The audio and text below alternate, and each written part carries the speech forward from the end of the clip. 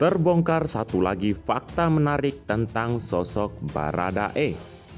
Bukan sniper dan bukan ajudan Ferdi Sambo, tapi ternyata hanya sopir. Namun sebelumnya, admin ucapkan terima kasih kepada kalian semua yang terus mengawal kasus yang menewaskan Brigadir J sampai detik ini.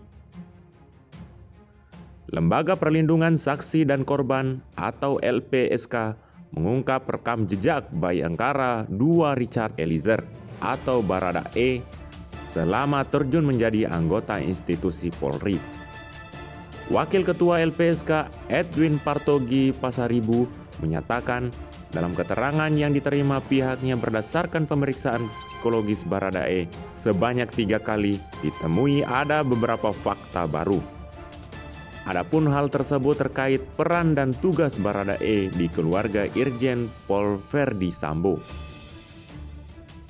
Kata Edwin, berdasarkan penelusurannya, Baradae bukanlah seorang penembak atau sniper, serta bukan juga ajudan atau AD Camp ADC dari Irjen Pol Ferdi Sambo. Beberapa hal yang mungkin harus diketahui, Baradae ini bukan sniper, bukan ajudan atau ADC. Baradae ini adalah sopir, kata Edwin saat dikonfirmasi awak media Kamis 4 Agustus 2022. Dalam tugasnya, Baradae, kata Edwin, merupakan sopir untuk akomodasi Irjen Pol Ferdi Sambo. Keterangan itu didapat Edwin saat dirinya melakukan pemeriksaan tes asesmen psikologis terhadap Baradae. Info dari Baradae, beliau sopir untuk Irjen Pol Ferdi Sambo, ucap Edwin. Sebelumnya, Lembaga Perlindungan Saksi dan Korban LPSK membeberkan fakta baru terkait dengan Bayangkara 2 Richard Eliezer atau Baradae. Dalam temuan LPSK belakangan ini didapat keterangan kalau Baradae baru menggunakan pistol jenis Glock pada November 2021 dari Divisi Propam Polri. Dia baru dapat pistol itu bukan November tahun lalu. Menurut keterangannya, itu dari Propam, kata Edwin saat dikonfirmasi awak media Kamis 4 Agustus 2022. Tak hanya itu, Edwin juga menyatakan jika dihitung dari insiden baku tembak yang terjadi di rumah dinas Irjen Pol Ferdi Sambo yang menewaskan Brigadir J itu, rentang waktunya cukup jauh dari terakhir kali Baradae berlatih menembak.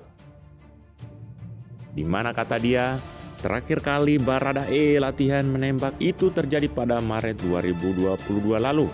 Sedangkan kejadian insiden baku tembak terjadi 4 bulan setelah, yakni pada Juli 2022. Dia terakhir latihan tembak itu Maret tahun ini, tuturnya. Kendati demikian, terhadap keterangan tersebut, kata Edwin, masih dalam penelaahan sekaligus investigasi oleh LPSK. Bahkan, pihaknya juga akan mendalami keterangan penyidik Bareskrim Polri terkait dugaan hal tersebut. Dalam beberapa keterangan, memang ada yang menurut kami perlu di cross-check. Ya, kebenarannya yang kami juga belum meyakini, bahkan masih didalami dari pihak penyidik terkait Baradae, tukas Edwin. Sebelumnya, tim khusus bentukan Kapolri Jenderal Listio Sigit Prabowo akhirnya menetapkan tersangka dalam kasus baku tembak yang menewaskan Brigadir Yosua Huta Barat alias Brigadir J di rumah Irjen Ferdi Sambo, Kompleks Polri Duren 3, Jakarta Selatan. Adapun tersangka yang ditetapkan oleh tim sus Kapolri tidak lain adalah Baradae yang diduga sebagai pelaku penembak Brigadir J. Dia ditetapkan sebagai tersangka seusai penyidik melakukan gelar perkara. Di sisi lain, pihak keluarga Brigadir J apresiasi status tersangka Baradae.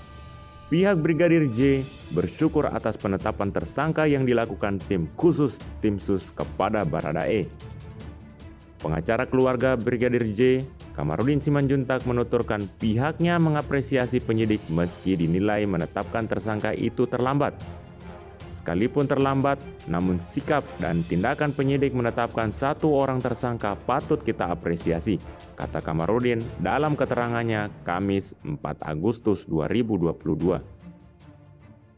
Menurutnya, seharusnya penetapan tersangka terhadap Baradae dilakukan sejak kliennya tewas, yakni pada 8 Juli 2022 lalu. Meski begitu, dia meyakini jika tidak lama lagi penyidik akan kembali menetapkan tersangka dalam kasus ini. Saya yakin berdasarkan bukti awal segera akan ada tersangka lainnya berdasarkan penerapan pasal 55 JO dan 56 KUHP paparnya. Lebih lanjut, Kamarudin menjelaskan mereka menyesalkan hanya satu pasal yang dijerat kepada Baradae.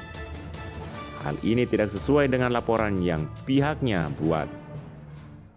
Satu pasal sudah terpenuhi, yaitu pasal 338 KUHP.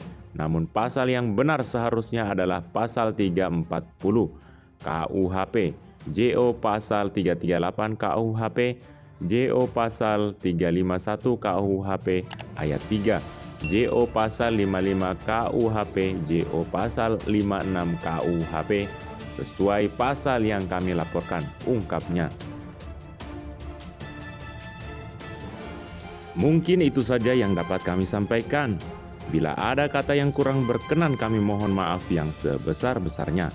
Karena kesalahan datang dari saya pribadi selaku manusia biasa yang tak pernah luput dari yang namanya salah dan dosa.